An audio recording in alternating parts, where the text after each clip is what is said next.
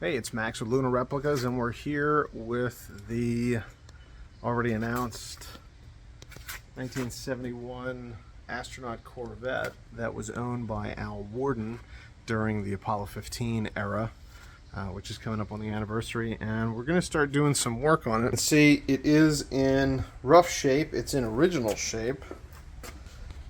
It sat outside for a little bit and was found in 2017. And we're just getting started on doing the assessment. It is a 454 big block Chevy engine, 4-speed transmission, I believe. Close ratio, 4-speed, as you can see right there, 4 there. And right now it does not start. It'll run a little bit if we put some gas down the top of the carburetor there. You see the 4-barrel carb. The gas line has been bypassed with a rubber line, as you can see right here, because there is a kink in the original steel gas line. And what I think might be going on is there is crud from the gas tank that either got into the fuel pump or somewhere along the line here, or even just a filter that I haven't found yet. In any case, there's no gas getting into the carb. Now when push that, there's nothing pumping in, and it does look like the carburetor had been rebuilt probably at some point, but there's no gas getting to the bowls. So that's the first step on the way to trying to get her running again, just so that when we need to get it up on a trailer or something to go to the restoration shop, it's not pushing with 3 or 4 guys to make that happen. It'd be nice to get this running. The engine had been rebuilt at some point in the past 10-15 years by 2 previous owners ago. So it does run. It just didn't run the last couple of weeks because we think that leading up to the trailer move across country, some crud got into the carburetor or a filter or something. And that's what we're trying to get running right now, is just getting gas to the carburetor. And then addressing one other issue, which is the brake calipers, all 4 brake calipers. The seals are bad on them, so they leak. And that means they could be bled, and then a couple of days later they just weep out and the brakes don't work. So just trying to get the engine running a little bit and the brakes working so that it's easier to get on and off a trailer, if nothing else. Then we get into some of the bigger stuff. As we go along, we're thinking about taking the body off. There's no damage to it. The paint is original. This is the original paint, but there are spaces where it's coming off. There's not been any hits, into the fiberglass or anything, and everything pretty much works. Just a matter of getting in here, starting to dig into it. And then once we dig into it, really figuring out, making a game plan, what are we going to do so that the car becomes accessible. The ultimate goal of this is that once the car is restored, or mostly restored, we'll be able to take it to museums and car shows and other things and sort of make an outreach program related to the history of Corvette, the history of the Apollo program, Al himself, Apollo 15. I mean, all of these things is sort of rolled into this iconic vehicle right here.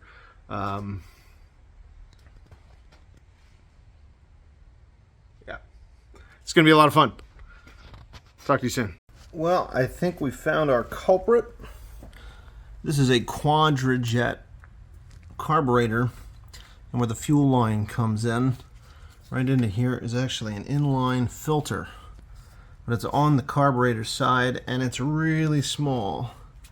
That is the filter element, and you can see it's completely gummed up. So I know the pump's working because when I started cracking this open, there was a ton of pressure behind that fuel line, and the line goes right to the fuel pump, which is down there. You can see it right there. So fuel pump's working. We're getting gas from that rubber line from the gas tank, but it's getting stuck at this filter. So let's put a new filter in, see if we'll get gas to the carburetor fire her up.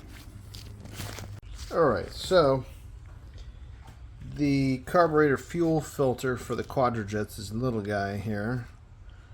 Clearly the fuel line is kicking up a lot of dirt out of the original tank.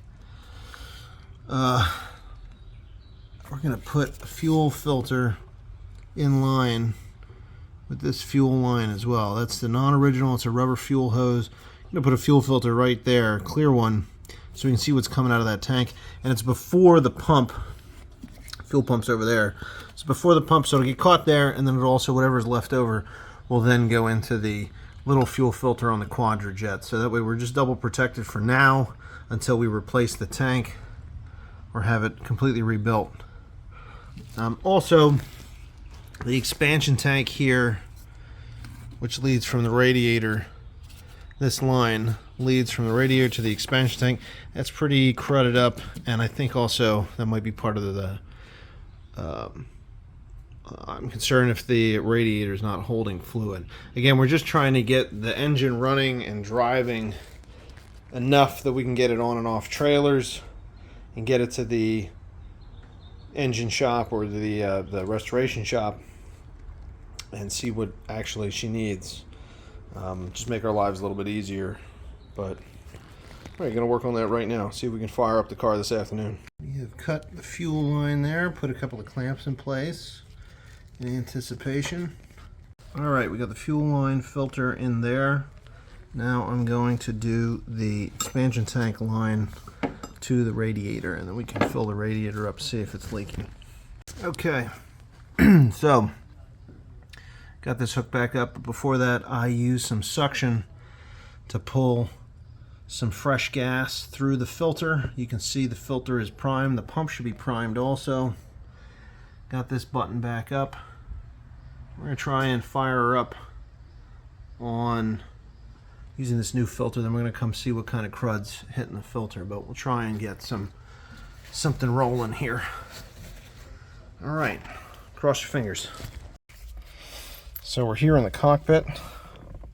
Cool safety feature of this era of Corvette is in order to turn the key, you actually had to take it out of reverse, or rather, I'm sorry, the wheel lock. So in order to lock the key out, lock the ignition, you had to put the car in reverse. So we'll take it out of reverse. We're in neutral. Give it some gas. No, we're not quite up there yet. All right, first start.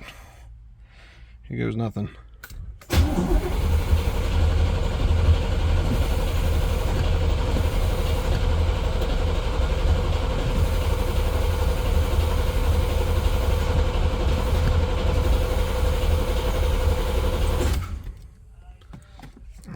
Try that again.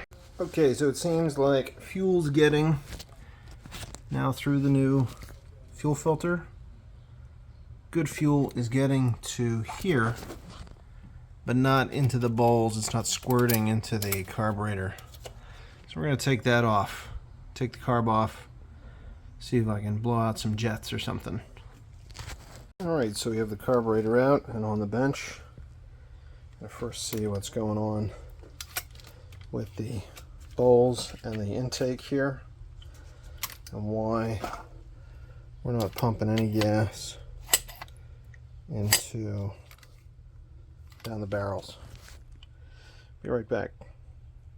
Alright, so a light rebuild of the carburetor later, really focusing on the floats or the single float and the valve seat.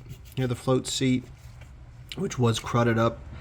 And the float was set really low, but there was no gas getting into the bowl here. So a little rebuild. We're going to put this back on and see if we get gas to the carburetor now. Okay, attempt number 2 after a little bit of a rebuild. Here we go.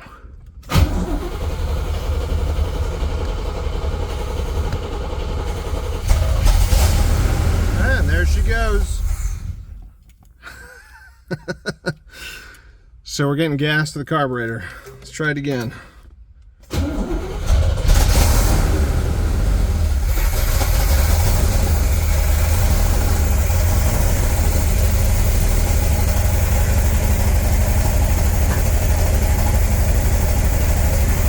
running.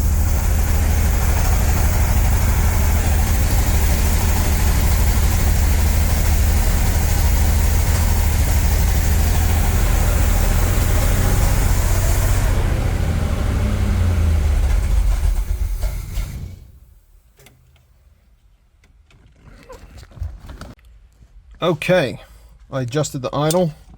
Let's see if we can get a little better idling out of her. Oh. Oh. I think there's a clutch safety switch.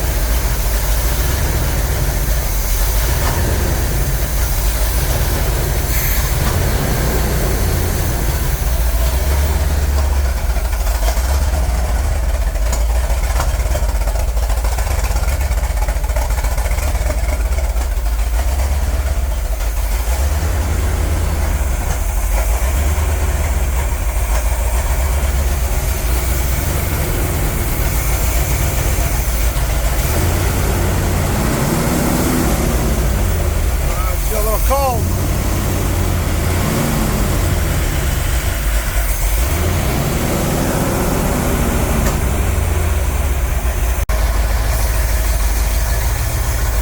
Alright, we adjusted the timing a little bit. Loosen the distributor nut up. Turn the distributor. Still don't have the vacuum advance hooked up. I'm not sure where that goes on this car. She's running smoother already. Also filled the radiator. See if she needs a little more radiator juice. See, get her up to temperature.